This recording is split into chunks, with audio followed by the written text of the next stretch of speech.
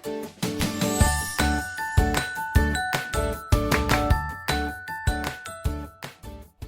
Students, very welcome to all on exam Neeti. सही नीति सही दिशा। स्वागत है आप सबका एग्जाम नीति पर मेरे यानी माधवी कुशल गौर के साथ। कैसे हैं आप सब? आई होप आप बहुत बढ़िया हैं।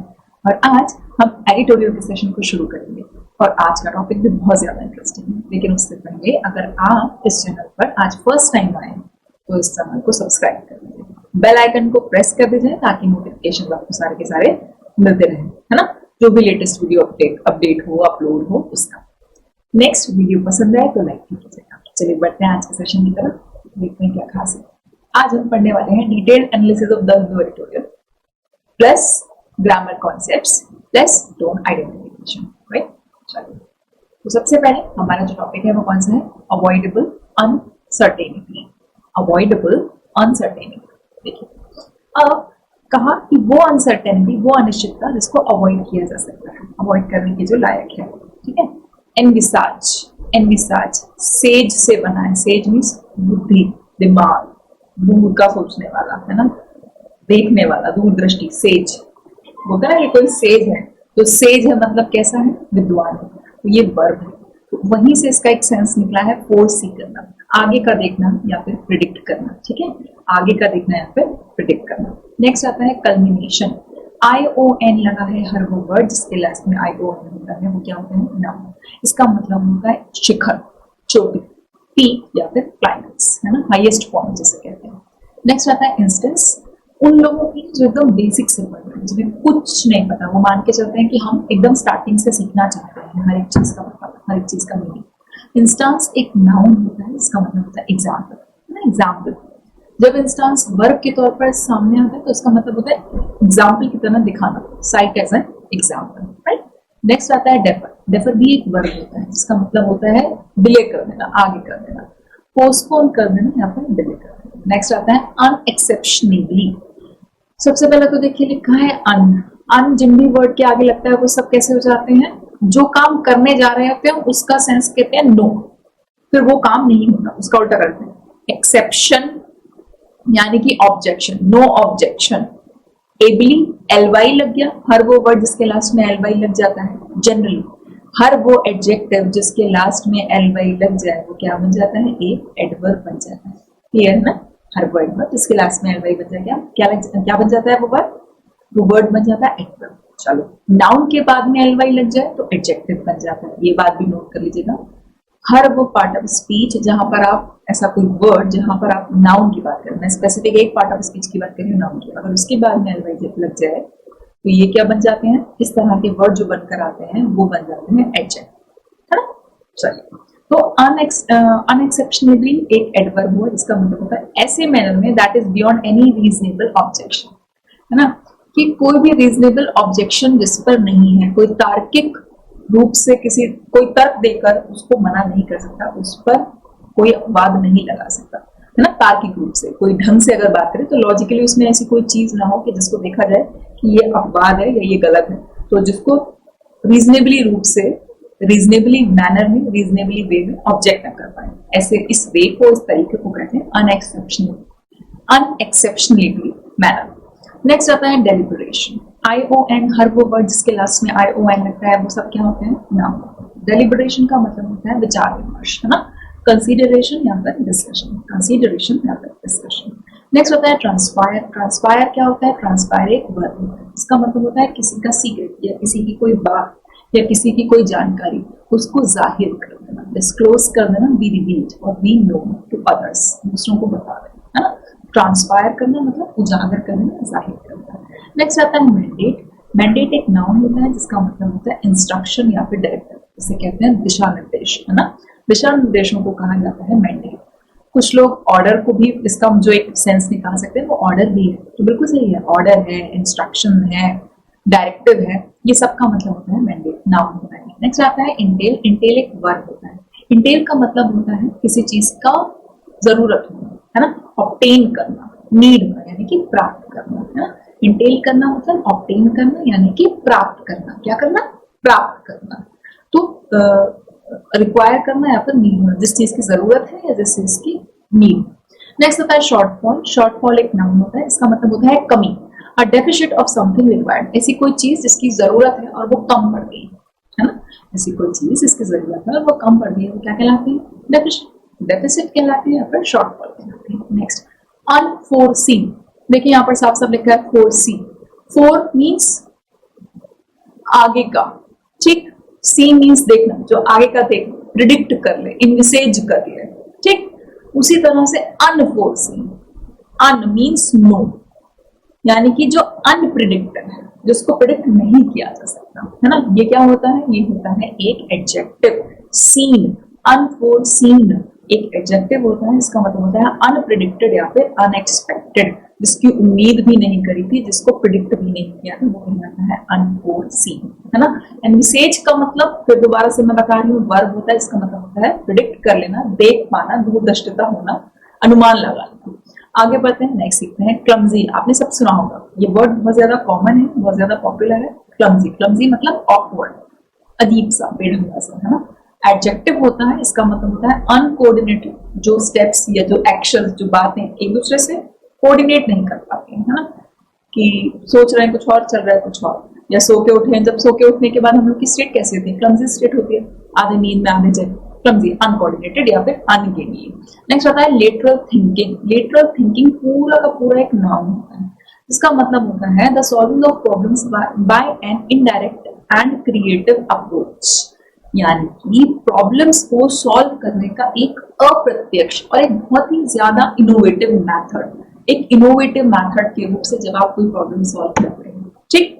मतलब दो लोग आपस में लड़ रहे हैं, तो फिर आप ये नहीं है कि उन दोनों को छुड़ाने जा रहे हैं, आप ये नहीं है कि उनमें कुछ और लगा रहे हैं, है ना, कुछ और मिर्च मसाला डाले, ऐसा नहीं कर रहे हैं।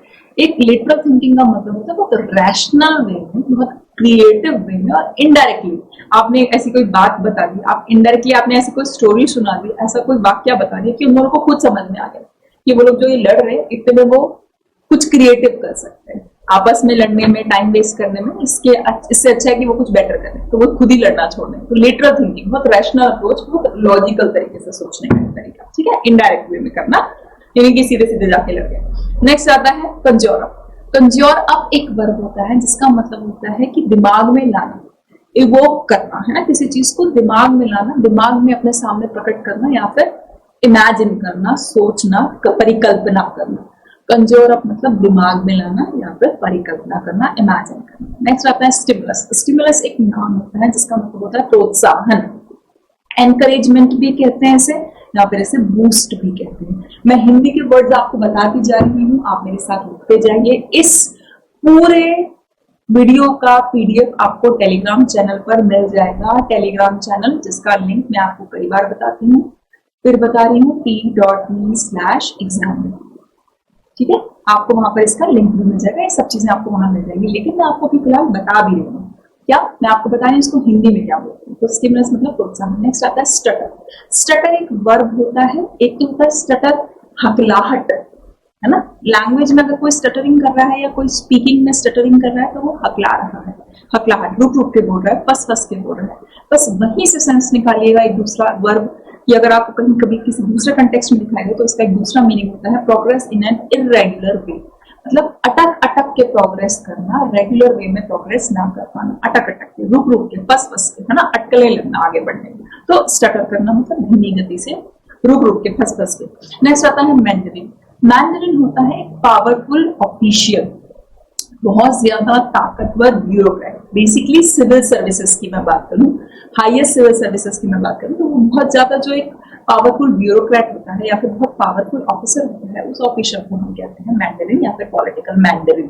ठीक, क्या होता है, ये नाउन होता है मैंडरिन। मैंडरिन ट्रूथ भी होता है, लेकिन अब आपका पैसेज क्या है उस पर डिपेंड करता है ना कि क्या सेंस लिया जाएगा। नेक्स्ट होता है लूज साइट ऑफ।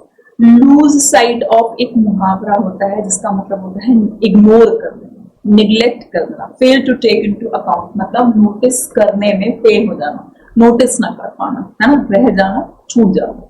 नेक्स्ट आता है प्रोट्रैक्टेड। प्रोट्रैक्टेड एक एडजेक्टिव होता है जिसका मतलब होता है लंबा, एक्सटेंडेड या फिर प्रोलॉन्ग्ड। ठीक, मैं फिर बोल रही हूँ लंबा, प्रोट्रैक्टेड या फिर प्रोलॉन्ग। नेक्स्ट आता है ओवरहॉल। ओवरहॉल का मतलब क्या होता है, रिपेयर करना, मेंटेनेंस करना, बस वहीं से सेंस लिया हुआ है। A thorough examination of machinery or a system, किसी मशीनरी की या कोई भी जो सिस्टम है, चाहे वो गवर्नमेंट सिस्टम है, चाहे वो कोई प्राइवेट सिस्टम है, चाहे वो कोई पॉलिसी के अंदर कुछ बन रहे हैं, रूल्स बन रहे हैं, कोई भी सिस्टम, उसका पूरी तरीके से एक एग्जामिनेशन करना, उसका परीक्षण करना विद रिपेयर्स और चेंजेस मेड इफ नेसेसरी, और उसमें जो भी चेंजेस हैं, जो भी बदलाव आने हैं, जो भी उनको ठीक करना है, उनको ठीक करने के लिए जो बदलाव आने हैं वो करना, जिस चीज की जरूरत है वो उसमें करके उसको ठीक करना, प्रॉपर उसकी डिटेल्ड एग्जामिनेशन करके जो जो चीज में उसमें सुधार चाहिए, इंप्रूवमेंट, एक वर्ड में बोलूं तो इंप्रूवमेंट, ठीक है, सुधार, ओवरऑल मीन सुधार, इंप्रूवमेंट। नेक्स्ट नाउन होता है। नेक्स्ट हम देख रहे हैं एक वर्ड बर्निश। बर्निश क्या है? बर्निश नाउन है ना, बर्निश क्या होता है? नाउन। तो बर्निश इन्हांस और अप्रूव, इम्प्रूव, इसका मतलब होता है सुधारना, इन्हांस करना या फिर इम्प्रूव करना, सुधारना। नेक्स्ट आता है stricture. Next word is stricture. Stricture is also a noun. Stricture क्या है? स्ट्रिक्चर एक नाउन है। अच्छा, हमने वर्ड्स के नंबर नहीं लिखे है ना, 1 2 3 4 5 6 7 8 9 10 11 12 13 14 15 16 17 18 19 20 21 22 23 24। आज हमने जो टोटल वर्ड्स पढ़े हैं वो 24 वर्ड्स पढ़े, ठीक है। चलिए, तो बर्निश एक नाउन होता है जिसका मतलब होता है सुधारना, इंप्रूव करना या फिर एनहांस करना। नेक्स्ट होता है स्ट्रिक्चर। स्ट्रिक्चर मतलब नाउन मींस कोई रोक, कोई रुकावट, कोई लिमिटेशन, ठीक। नॉर्मल लैंग्वेज में बोलूं तो लिमिटेशन, कॉन्स्ट्रेंट या फिर रिस्ट्रिक्शन भी आप इसे कह सकते हैं। नेक्स्ट आता है रिवैम्प। रिवैम्प का मतलब होता है give new and improve form, structure और अपीयरेंस टू, मतलब किसी चीज को ओवरऑल करना और बढ़िया कर देना, उसमें और उसको रीडेकोरेट कर देना, उसको रिफर्बिश कर देना, उसको और अच्छा कर देना, है ना। अगर मैं रिवैम्प बोलूं तो इसका मतलब है ओवरहॉल, अगर मैं ओवरहॉल बोलूं इसका मतलब है रिफर्बिश, रीडेकोरेट, अच्छा कर देना, रिपेयर कर देना और ज्यादा सुधार कर देना। नेक्स्ट आता है इंटरप्ले। इंटरप्ले एक नाउन होता है, इसका मतलब होता है इंटरेक्शन करना या इंटरचेंज करना। आपस में जब हम किसी से बातें करते हैं तो हम क्या करते हैं? एक दूसरे के साथ इंटरेक्शन करते हैं, है ना, या फिर इंटरचेंज करते हैं अपने अपने थॉट्स, अपने अपने ओपिनियन, उसे कहते हैं कि थॉट्स, विचारों का आदान प्रदान करना, उसको इंटरप्ले या इंटरेक्शन कहते हैं। ठीक, क्लियर हो गया? 24 वर्ड्स हम टोटल सीख चुके हैं। आप पढ़ते हैं जल्दी से पैराग्राफ। एडिटोरियल का टॉपिक है अवॉइडेबल अनसर्टेनिटी। आप यहाँ पे देख सकते हैं, लेकिन इधर मेंशन है क्लियरली अवॉइडेबल। अगर आप राइट हैंड साइड में देख रहे हैं अपनी स्क्रीन पर, तो वहां पर क्लियरली लिखा हुआ है अवॉइडेबल अनसर्टेनिटी। हम इसको पढ़ेंगे, रली पढ़ेंगे, बहुत आराम से देखते रहिएगा, ठीक से समझते रहिएगा। अवॉइडेबल, जिसको अवॉइड किया जा सकता है, एबल लगा है तो ये क्या बन गया? एक एडजेक्टिव। अनसर्टेनिटी, टी-वाई लग गया तो ये बन गया नाउन। जाहिर बात है नाउन को ही एक एडजेक्टिव क्वालिफाई कर सकता है, मतलब ऐसी अनिश्चितता जिससे अवॉइड किया जा सकता है अगर हम चाहें तो। Appointment processes for critical financial policy roles, यानी कि बहुत ज्यादा इंपॉर्टेंट आर्थिक पॉलिसी से रिलेटेड, आर्थिक स्कीम से रिलेटेड जो भी रोल्स हैं, जो भी पोजीशन हैं, उनके लिए जो भी अपॉइंटमेंट की प्रोसेस है, चयन की प्रक्रिया है, उसमें सुधार की जरूरत है। नीड एंड ओवरऑल, उसमें इंप्रूवमेंट की जरूरत है, उसमें थोड़ा एग्जामिनेशन के बाद प्रॉपर इंप्रूवमेंट की जरूरत है, प्रॉपर मेंटेनेंस की जरूरत है। क्लियर? चलिए अब इंट्रोडक्शन से अपनी बात शुरू करते हैं। The reserve bank of India will release, यानी कि reserve bank of India release करेगा अपना थर्ड बाई मंथली मतलब जो 2 मंथ में एक बार आता है ना, बाई मतलब 2, मंथली मतलब मंथ, जो 2 मंथ में एक बार आता है, अपना तीसरा इस सेशन का third by monthly monetary policy statement. Monetary policy यानी कि एमपीसी, मॉनेटरी पॉलिसी कमिटी, ये तो पता है ना, मॉनेटरी पॉलिसी कमिटी एमपीसी। और अब जो ये अपना मॉनेटरी पॉलिसी स्टेटमेंट रिलीज करेगा, कौन सा? बाई मंथली, वो भी तीसरा, ठीक है, करेगा फॉर 2020-21 ऑन October 9 अक्टूबर, यानी कि आज की तारीख में, इंस्टेड ऑफ October 1, 1 अक्टूबर को करने वाला था, लेकिन अब वो खिंचते खिंचते डिले होते होते कब आया? 9 अक्टूबर को आ गया। अच्छा, एज ओरिजिनली इनविसाज, जैसे कि पहले ही प्रेडिक्ट किया जा चुका था। इनविसाज अभी हमने पढ़ा था ना, प्रेडिक्ट करना है, फोर्सी करना कि 1 अक्टूबर को नहीं हो पाएगा, ये 9 तक ही जाएगा, मतलब ये डिले ही होगा। अभी लंबी प्रोसेस है, जब भी बात प्रोसेसेस की आती है तो वो सब डिले हो रहे हैं, यही तो मुद्दा है, यही तो बात है। आगे, this will be at the culmination of a 3-day review of the pulls and pressures in the economy by the monetary policy committee, और ये भी एक हाईएस्ट पॉइंट पर आकर, वो भी 3 दिन के बाद जो पूरा रिव्यू मिला है मॉनेटरी पॉलिसी कमेटी का इकोनॉमी को लेकर, ठीक है, इकोनॉमी के अंदर मॉनेटरी पॉलिसी कमेटी के द्वारा खूब सारे प्रेशर करने के बावजूद, खूब सारे पुल एंड प्रेशर करने के बावजूद उन्होंने, मॉनेटरी पॉलिसी कमेटी ने खूब ज्यादा मतलब इकोनॉमी में जो हमारी अर्थव्यवस्था है, खूब प्रेशर्स के बावजूद, उनके रिव्यू के बावजूद, तब जाके ये 3 दिन के प्रॉपर जब अपने एकदम हाईएस्ट क्लाइमेक्स पे पहुंच गया ना, एकदम हाईएस्ट पॉइंट पे पहुंच गया उनका रिव्यू, तब जाकर कहीं ये सामने हो रहा है कि ये 1 की जगह 9 अक्टूबर को फाइनली हो रहा है।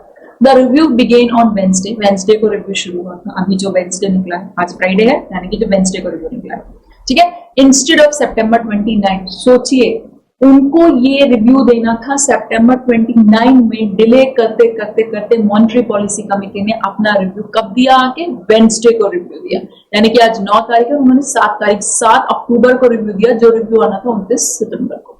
After the RBI had to reschedule it on the, क्योंकि उसके बाद आरबीआई को इसको क्या करना पड़ा, रिशेड्यूल करना पड़ा दोबारा से। It on the eve of the meeting following the government's failure to appoint its 3 nominees to the 6-member committee। और ऐसा क्यों हुआ, आरबीआई को इसको रिशेड्यूल करना पड़ा मॉनेटरी पॉलिसी की स्कीम को, ये जो पॉलिसी इनको रिव्यू देना था उसको रिशेड्यूल करना पड़ा उस शाम को, जिस शाम को मीटिंग हो रही थी, किसके बाद, गवर्नमेंट के फेलियर का। गवर्नमेंट का क्या फेलियर हो गया था, गवर्नमेंट असफल रही थी अपॉइंट करने में 3 नॉमिनीज को 6-member कमेटी के। एमपीसी कमेटी में टोटल होते हैं 6 मेंबर्स, 6 में से 3 मेंबर्स को अपॉइंट ही नहीं कर पाई गवर्नमेंट, ठीक, गवर्नमेंट फेल हो गई, असफल हो गई, इसलिए आरबीआई को इस मीटिंग को क्या करना पड़ा, डिले करना पड़ा, ठीक, मीटिंग डिले हुई, सिलेक्शन डिले हुआ, उसकी वजह से रिव्यू डिले हुआ, जब रिव्यू डिले हुआ तब जाकर कहीं उसकी जो बाई मंथली मॉनेटरी पॉलिसी है वो भी डिले हो गई, 1 अक्टूबर का काम 9 अक्टूबर को हुआ, ठीक, देश की अर्थव्यवस्था के ऊपर कितना बड़ा धक्का और कितनी बड़ी चोट है। आगे देखिए, this is the first such instance of the RBI deferring its bi monthly review in recent years. अभी अगर रिसेंट ईयर्स में देखा जाए, इन कुछ सालों में देखा जाए, तो ये पहली बार एक ऐसा एग्जाम्पल है आरबीआई के द्वारा पोस्टपोन करने का अपनी बाई मंथली रिव्यू को। इन रिसेंट ईयर्स में अगर देखा जाए तो ये पहला ऐसा एग्जाम्पल है कि आरबीआई ने अपनी बाई मंथली रिव्यू को क्या किया, आगे डिले कर दिया, आगे पोस्टपोन कर दिया। डेफर मींस पोस्टपोन करना या फिर डिले करना, ठीक है। नेक्स्ट देखिए, that the terms of the government's first set of MPC nominees would expire at the end of August was known from the time it was constituted 4 years ago। 4 साल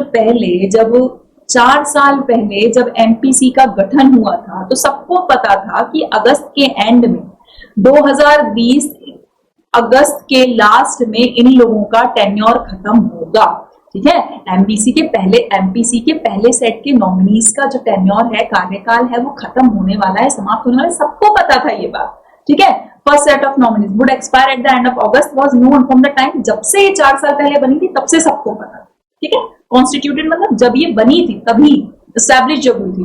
also the MPC's meeting schedule is released by the central bank in April, और MPC की जो meeting का schedule है वो भी central bank ने, यानी कि आरबीआई ने, सेंट्रल बैंक कौन है हमारे देश का, आरबीआई ने अप्रैल में ही रिलीज कर दिया था कि जो मीटिंग का शेड्यूल है वो कब होना है, वो अप्रैल में ही शेड्यूल हो चुका है, ठीक। लेकिन जब जो मीटिंग करने वाले लोग हैं, आप देख रहे हैं कितने पीछे से चीजें डिले होती आ रही हैं। सबको पता था जब 4 साल पहले गठन हुआ था कि अगस्त के लास्ट में आज ही खत्म हो जाएगा, मगर फिर भी इस पे काम नहीं हुआ, लोगों का सिलेक्शन नहीं हुआ, सिलेक्शन नहीं होने की वजह से रिव्यू लेट हुआ, रिव्यू लेट होने की वजह से बाई मंथली मॉनेटरी पॉलिसी जो है वो क्या हो गई, डिले। आई होप आपको मेरी बातें समझ में आ रही है, आई होप मैं जल्दी से नहीं बता रही, है ना, धीमे धीमे करके बता रही। नेक्स्ट, इवन इफ, यहाँ तक कि अगर the Hunt for new members were disrupted by the pandemic, मान भी लें कि जो ये हंट थी वो पैंडेमिक की वजह से डिस्टर्ब हुई, ठीक, यानी कि महामारी की वजह से अगर डिस्टर्ब हुई थी, the government had ample time, government के पास तब भी, उसके बावजूद भी बहुत समय था तेज करने का, एक्सपीडाइट मतलब तेज करने का इन अपॉइंटमेंट्स को 6 अगस्त के बाद। मान लो अगर पैंडेमिक की वजह से ये प्रोसेस स्लो हुई भी थी तो भी 6 अगस्त के पास गवर्नमेंट के पास बहुत समय था अपनी प्रोसेस को तेज करने का, एक्सपीडाइट करने का। एक्सपीडाइट का मतलब अगर नहीं पता तो लिख लीजिए फास्ट करना, ठीक, to make fast, expedite. Next August 6 तक वो कर सकती थी, उसके बाद वो कर सकती थी। नेक्स्ट आया when the last policy review took place, क्योंकि अगस्त 6 के बाद से जब लास्ट रिव्यू हुआ था, टुक प्लेस मींस जब लास्ट रिव्यू हुआ था उसके बाद भी 6 अगस्त के बाद भी अगर वो चाहती तो वो अपने प्रोसेस को फास्ट कर सकती थी, सिलेक्शन के प्रोसेस को, मगर नहीं, सब डिले हुआ, सब स्लो हुआ। The new members academic Ashima Goyal with interest in the interplay of fiscal and monetary policies. Noted agricultural economist Shashank Bhide and former SEBI member and financial market scholar Jayant R. Verma are exceptionally good picks. बहुत बढ़िया, मतलब कोई logical reason नहीं दे सकता, कोई इनको logical base पे, logical ground पे ऑब्जेक्ट नहीं कर सकता इनके अपॉइंटमेंट को। सबसे बढ़िया, सबसे बेहतरीन लोग थे, अनमैच्ड, अनपैरेलल लोग। कौन? 3 लोग। Academic with interest in the interplay, ठीक, बहुत अच्छी, बहुत होशियार, एकदम जिसे कहते हैं ना टॉपर लेवल की आशिमा गोयल, जिनका जो मेन मुद्दा है, जो मेन इंटरप्ले है, यानी जो मेन इंटरेक्शन है वो फिस्कल और मॉनेटरी पॉलिसीज के साथ है। और एक बहुत ज्यादा नामी गिरामी एग्रीकल्चरल एक इकोनॉमिस्ट थे, अर्थशास्त्री शशांक भिड़े, और एसबीआई के पुराने मेंबर, सेबी के, माफ कीजिएगा, सेबी के पुराने मेंबर और फाइनेंशियल मार्केट के बहुत बड़े विद्वता, स्कॉलर, जानकार, बहुत अच्छे विद्वान, प्रकांड जयंत आर वर्मा। ये तीनों के तीनों ही एक बहुत अच्छे पिक्स थे who could lend a holistic word review to the MPC's deliberation, जो कि MPC यानी कि मॉनेटरी पॉलिसी कमेटी के विचार विमर्श में, डिस्कशन में, उनके कंसिडरेशन में, जो भी वो सोच रहे थे, है ना, उनके सारे कंसिडरेशन में, उसमें एक बहुत अच्छा अपना होलिस्टिक वर्ड व्यू दे सकते थे। कमेटी में, मॉनेटरी पॉलिसी कमेटी में क्या क्या चीजें ऐड होनी है, क्या क्या चीजें होनी है, कैसा, जो भी अंदर के सब चीजें थी वो ये तीनों लोग मिलकर सुधार सकते थे, मगर उसके बावजूद भी इनका सिलेक्शन पहले हुआ। आगे अब बॉडी पर आते हैं, मेन जिस्ट पर आते हैं। इंट्रोडक्शन आपने सीखी है। इन नॉर्मल टाइम्स, नॉर्मल समय की अगर बात करें, one could put this avoidable delay down to bureaucratic lethargy. Normal समय की अगर हम बात करें तो एक इंसान ये कह सकता है, चलो ये जो डिले था अवॉइड किया जा सकता था, ठीक है, ये जो डिले था इसे अवॉइड किया जा सकता था, और इसका ब्लेम जो है वो किस पे डाल सकता था कि ऑफिसों में इतनी देर होती है। लिथार्जी मींस आलस, लेजीनेस, यानी कि ब्यूरोक्रेटिक मतलब ऑफिशियल लेजीनेस के ऊपर लोग इसका इल्जाम मर देते अगर नॉर्मल दिनों की बात होती। But these are not normal times, लेकिन ये नॉर्मल टाइम नहीं चल रहा है। तो महामारी के बाद अर्थव्यवस्था की क्या हालत हुई है, कितने लोगों की नौकरियां चली गई हैं, कितनी स्टूडेंट्स परेशान हो रहे हैं, कितनी बैंक्स में वैकेंसीज कम हो गई है। एसएससी के स्टूडेंट्स की ये नौबत आ गई कि वो जगह प्रोटेस्ट कर रहे हैं, अपनी जान पे खेल के वो ऑनलाइन ऑफलाइन प्रोटेस्ट कर रहे हैं। क्या करें, नौकरी नहीं है, तो क्यों ये कंडीशन है, नॉर्मल टाइम नहीं है, उसके बावजूद भी तुम एक चीज को सीरियसली नहीं ले पा रहे। ये बात ऑथर कह रहे हैं। Next, a lot has transpired, यानी कि बहुत सारी बातों का खुलासा हुआ है since last policy review। Last policy review से अब तक में काफी सारी चीजों का खुलासा हुआ है। ऑफिशियल डेटा ने ये रिवील किया है कि इकोनॉमी में, पहले क्वार्टर में इकोनॉमी में, अर्थव्यवस्था में 23.9% क्या हुआ है, सिकुड़न आई है, यानी कि घटावा, यानी कि रिडक्शन हुआ है। 23.9% डिप आया अर्थव्यवस्था में। खराब हो रही है अर्थव्यवस्था, अच्छी नहीं हो रही है, right. Jobs and incomes remain under pressure, jobs भी और इनकम भी दोनों ही प्रेशर में है। लोगों की सैलरी रिलीज नहीं हो रही भाई, 5-5, 6-6 महीने से बहुत सारे लोग ऐसे हैं जो बस नाम के लिए जॉब तो कर रहे हैं मगर उनको सैलरी नहीं मिल रही है, हड़ताल कर रहे हैं, धरने कर रहे हैं, प्रदर्शन, मगर कुछ नहीं हो रहा है। ठीक, देने वाला पैसे कहां से दे और मांगने वाला घर कैसे चलाए। जो काम कर रहा है, जो सैलरी बेस्ड एम्प्लॉय है, वो काम कैसे करे। ठीक, लेबर क्लास की तो हालत ही खस्ता हो रखी है। आगे बढ़ते हैं। And inflation continues to reign above the 6% upper limit of the price stability mandate। अगर प्राइस स्टेबिलिटी ऑर्डर की बात करूं, डायरेक्टिव दिशा निर्देश की बात करूं, तो उसकी अपर लिमिट पर 6% ऊपर चल रहा है। अपर लिमिट के भी 6% ऊपर चल रहा है। क्या इन्फ्लेशन, कितनी कमर तोड़ रखी है एक लेमैन की इन्फ्लेशन में। ठीक, बाय नेक्स्ट बात करते हैं, एग्रीड टू इन 2016, वो मैंडेट, वो दिशा निर्देश जो कि 2016 में बनाया गया था। किस चीज का बनाया गया था मैंडेट? प्राइस स्टेबिलिटी का एक दिशा निर्देश जारी किया था। कब किया गया था? 2016 में। वो अपनी अपर लिमिट के भी 6% ऊपर चल रहा है। सबसे ऊंची लिमिट पर भी नहीं पहुंचना चाहिए, जो प्राइस स्टेबिलिटी का गणांक, एक पॉइंट, एक अंक, एक सूचकांक, वो भी बढ़ गया है, वो उससे भी 6% ऊपर पहुंच गया। ठीक, वो आरबीआई ने फिक्स किया था और सेंटर यानी कि केंद्र सरकार ने फिक्स किया था, उससे भी ऊपर पहुंच गया। विच इंटेल्ड, जिसको जरूरत है, जिसको रिक्वायर है, क्या रिक्वायर है? The setting up of MPC, जिसको एमपीसी के गठन की जरूरत है। जब तक एमपीसी कमेटी नहीं बनेगी, रिव्यू नहीं होगा, अंदर इकोनॉमी के लूपहोल झांक कर नहीं देखे जाएंगे, आगे बदलाव कैसे किए जाएंगे, आगे चीजों को सुधारा कैसे जाएगा, कुछ चीजें ठीक क्यों नहीं हो रही हैं। The government has for now stuck to its 12 lakh crore borrowing plan which includes space for unforeseen spending, यानी कि अब जो गवर्नमेंट है वो आकर फंस गई है, स्टक हो गई है अपने 12 लाख के उधार लेने के प्लान में। उसको बोरो करना है 12 लाख करोड़ रुपया, ठीक, 12 लाख करोड़ रुपया उसमें आके स्टक हो गई है, जिसके अंदर इंक्लूड है, किस चीज के लिए स्पेस इंक्लूड है? फॉर अनफोर्सीन स्पेंडिंग, जिसे अभी ये तक नहीं पता, अनप्रिडिक्टेड स्पेंडिंग है, अनप्रिडिक्टेड एक्सपेंडिचर है, उसको ये तक नहीं पता। बोरोइंग तो कर रहा है 12 लाख करोड़ की, 12 लाख करोड़ एक कंट्री लोन लेने के लिए खड़ी हुई है, बोरोइंग लेने के लिए खड़ी, उधार ले, उसे पता तक नहीं है कि आगे किस चीज में उसको इतना एक्सपेंडिचर करना है। अनप्रिडिक्टेड, अनफोर्सीन, जिनके बारे में भी पता तक नहीं है, ठीक, कल्पना से परे।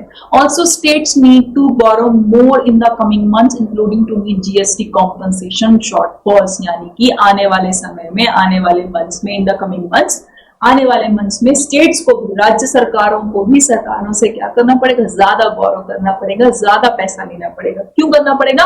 क्योंकि जीएसटी के लिए जो क्षतिपूर्ति देता था सरकार, जो राज्य देती थी जीएसटी के लिए क्षतिपूर्ति, उसमें कमी आई है, उसमें डेफिसिट आया है, क्योंकि पैंडेमिक हो गई, महामारी हो गई, तो अब उसकी क्षतिपूर्ति भी तो करेगी ना, जीएसटी की भी तो क्षतिपूर्ति करेगी, तो कैसे करेगी? वो भी बोरोइंग करेगी, ठीक। And almost casual approach towards continuity in such an important policy review body at a time when markets are keen to know India's fiscal and monetary policy stance and the RBI's inflation and growth projections of the year. Inflation and growth projections of the year is unacceptable and sends a clumsy signal to global investors.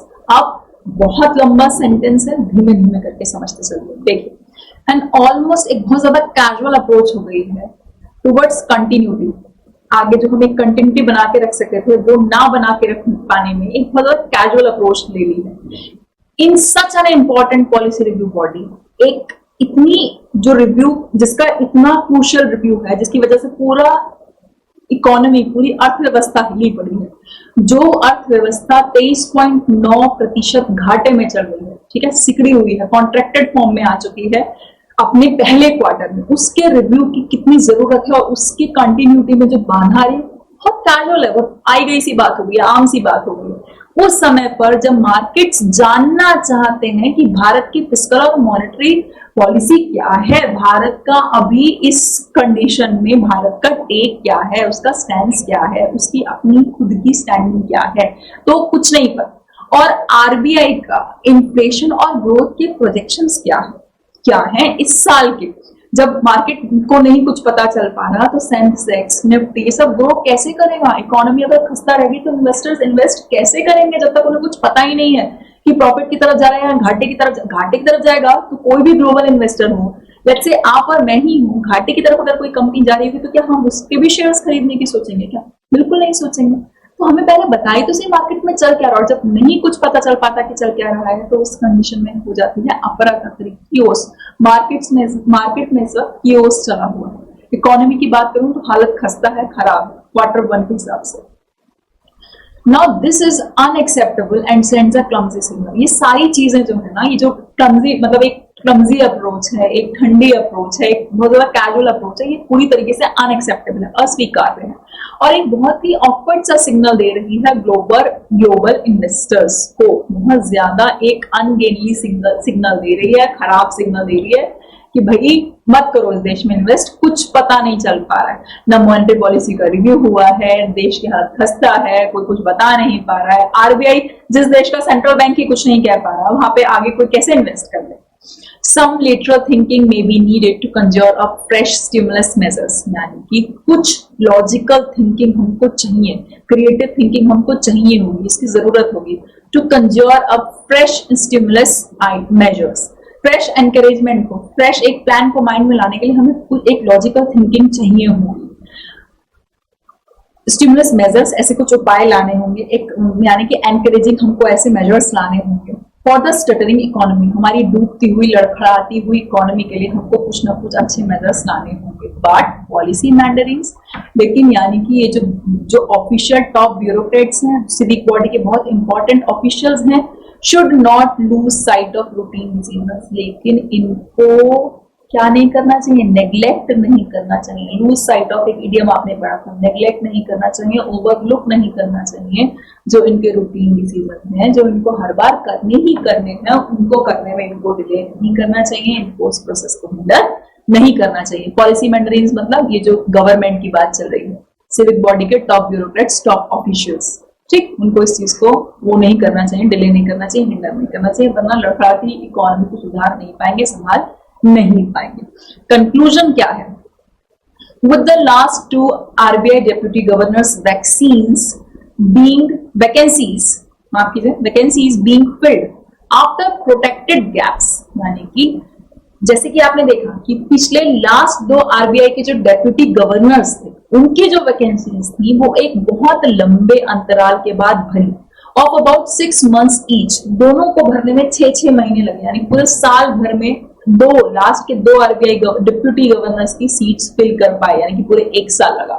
सोचिए, देखिए, deputy governor की RBI के, central bank जिसका deputy governor की post fill करने में 6 महीना और दूसरी पोस्ट करने में फिल 6 महीना, यानी कि टोटल 12 महीना, 1 साल लग गया। ईच अपॉइंटमेंट प्रोसेसेस, उनके प्रोसेस में पूरा 1 साल लग गया। Specially for critical financially policy rules, specially उन लोगों के लिए, उन रोल्स के लिए, उन पोजीशन के लिए जो कि फाइनेंशियल पॉलिसी के हिसाब से, आर्थिक स्कीम्स के अकॉर्डिंग बहुत ज्यादा क्या है, मापदंड से देखा जाए तो बहुत ज्यादा क्रिटिकल है, बहुत एसेंशियल है, are clearly is in need of an urgent overhaul. ये जो हालत है ना, इसको साफ साफ रूप पर, स्पष्ट तौर पर एक बहुत इंपॉर्टेंट और अर्जेंट, अभी के अभी कर देने वाले सुधार की जरूरत है, ओवरहॉल की जरूरत है।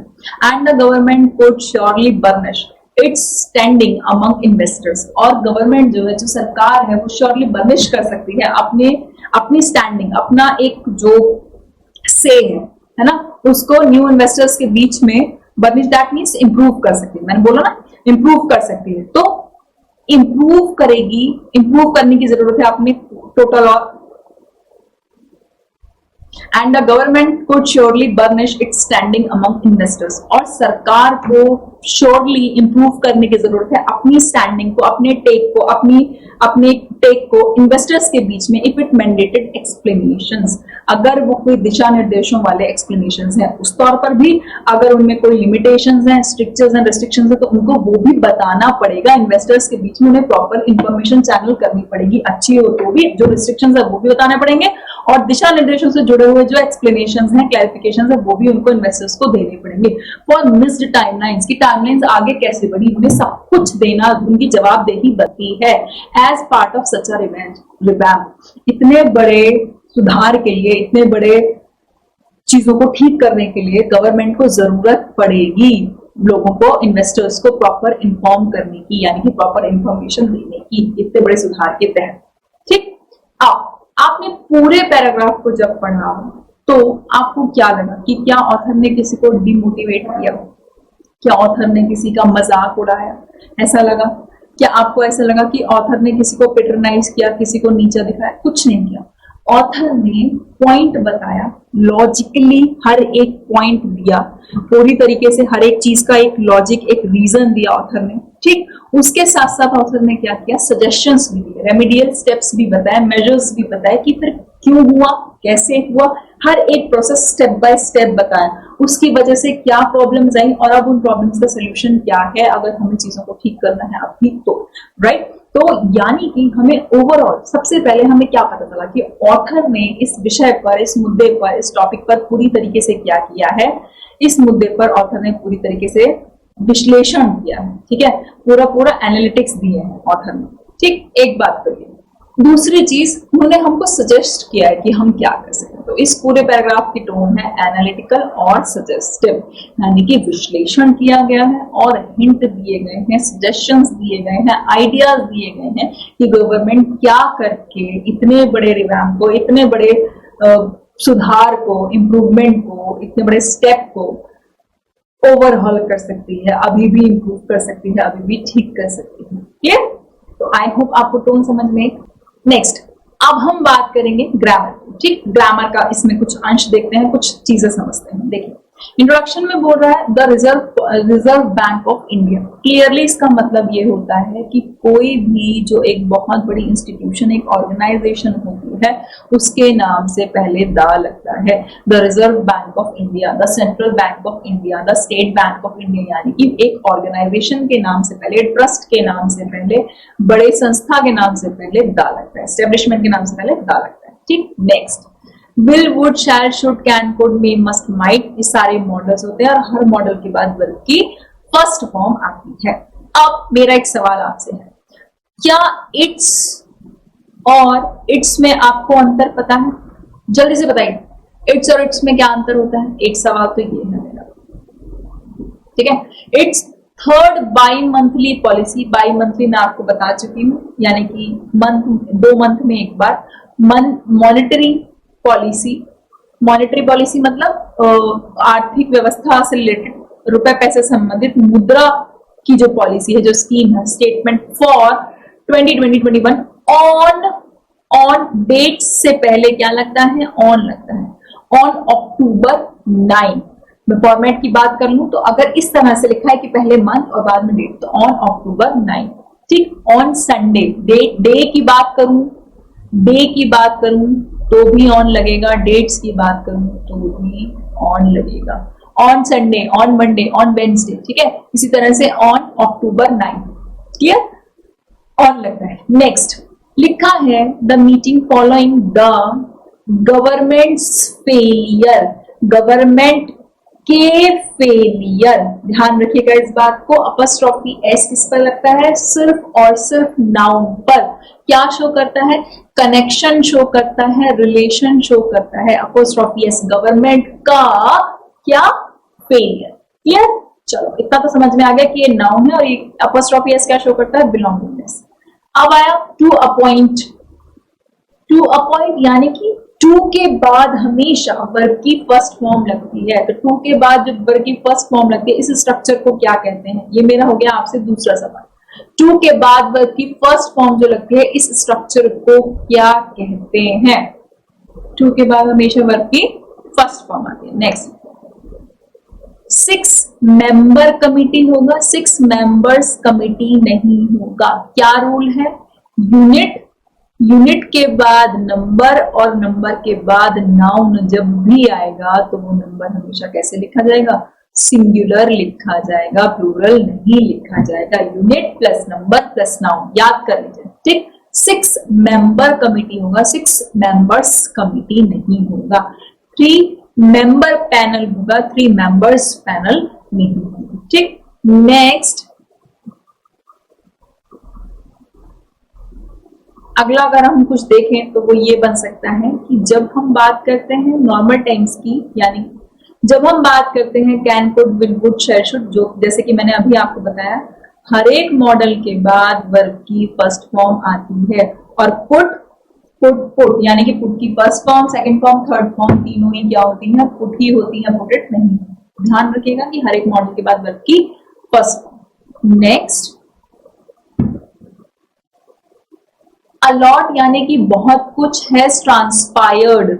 ठीक, बहुत चीजों का खुलासा हुआ है, बहुत सारी चीजें खुली हैं। कब से?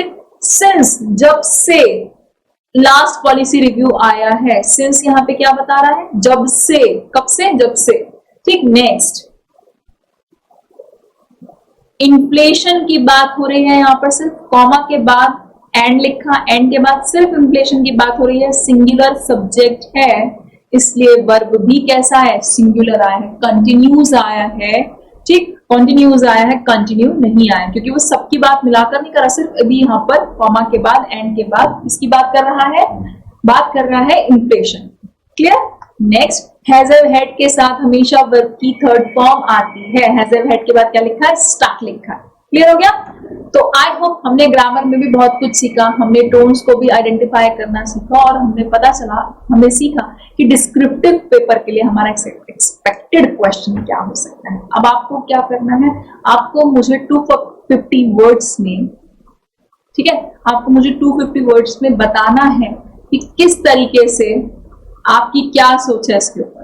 सोच के लिए आपको क्या करना है, कैसे लिखना है? यूट्यूब के कमेंट बॉक्स में आपको इस एस्से को 3 पार्ट्स में तोड़ना है, इंट्रोडक्शन, फिर बॉडी, लास्ट में कंक्लूजन। ठीक, 10 मिनट में इंट्रोडक्शन और बॉडी लिखिएगा, लास्ट के 5 मिनट को 3 पार्ट में तोड़ दीजिएगा। 3 मिनट में आप कंक्लूजन लिखिएगा, बचे 2 मिनट में पूरे ओवरऑल का क्या कर लीजिएगा? रिव्यू कर लीजिएगा कि कोई स्पेलिंग मिस्टेक या ग्रामेटिकल मिस्टेक तो नहीं है।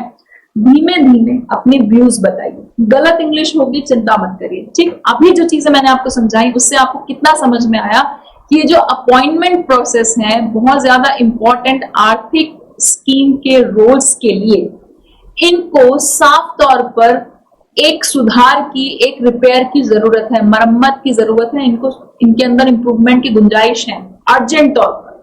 तो आपको इसके बारे में अपने रिव्यूज देने हैं, एस्से बताना है। मैं एसबीआई पीओ की बात करूं तो 250 वर्ड्स का होगा और 15 मिनट का होगा। ठीक, तो आपको उस 15 मिनट को किस तरह से तोड़ना है, ब्रेकअप क्या होगा। 5 मिनट मैंने आपसे सोचने के लिए इसलिए कम कर दिए, वही 15 मिनट में से 5 मिनट आपको सोचना है, 10 मिनट में आपको लिखना है। तो मैंने आपको 5 मिनट सोचने के लिए यहां पर इसलिए कम कर दी क्योंकि आप धीरे धीरे करके स्टार्ट करिए अभी, प्लस 5 मिनट अब आपको सोचने में कम लगे क्योंकि मैं ऑलरेडी आपको पूरा पैराग्राफ समझा चुकी हूँ, है ना। आई होप ये सेशन आपको इंटरेस्टिंग लग रहा है। आई होप आप मुझे इन क्वेश्चंस के आंसर जरूर कमेंट बॉक्स में लिख के देंगे। बेशक कम इंग्लिश में लिखें, बेशक गलत लिखें, मैं हर एक क्वेश्चन पर आपको रिवर्ट करूंगी। ठीक, लेकिन लिखिए, लिखने से ही हमारी डिस्क्रिप्टिव की प्रैक्टिस होगी, करंट अफेयर मजबूत बनेगा, हमारे पास फैक्ट्स इकट्ठे हो जाएंगे। जब फाइनली आपको जरूरत होगी ना पढ़ने की डिस्क्रिप्टिव के पेपर से पहले, आप सिर्फ अपने ये रिव्यू उठा के पढ़ जाइए और कुछ नहीं देखना होगा। तो आई होप ये सेशन आपके लिए मजेदार था, इंटरेस्टिंग था, आपने यहाँ से कुछ सीखा। Yes, do let me know by hitting the like button and commenting in the comment box below. Thank you. Until then, Carpe diem.